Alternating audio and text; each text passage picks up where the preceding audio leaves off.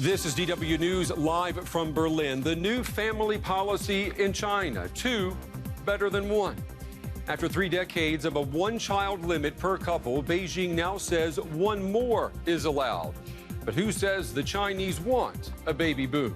Also coming up on the show, China's trade and foreign policy dominating a visit there by Germany's Chancellor Angela Merkel. We'll have the latest.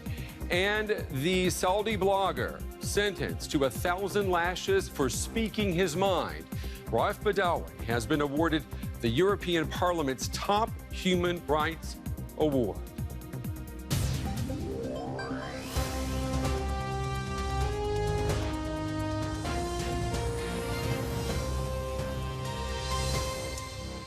Hello, everyone. I'm Brent Goff. It's good to have you with us. Tonight, China is admitting what much of the world has always suspected. Its policy of social engineering, the one-child rule, has backfired. For 35 years, Beijing has punished couples who dare to have more than one baby, an attempt to control population growth that now threatens to make China the grayest population in the world in just 15 years. And with so many elderly people, who's going to work? Who's going to keep the world's second largest economy booming? And who says the Chinese want bigger families? We have extensive coverage tonight, starting with the children.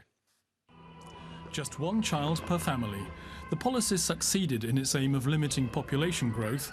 It's estimated to have prevented around 400 million births. But people never liked it. Now, the ruling Communist Party's Central Committee has relented and decided to allow families to have up to 2 children each. It's a move aimed at reducing demographic strains on the economy. China has an aging population, and if it is to have enough workers to keep the economy growing in future, it needs more babies now.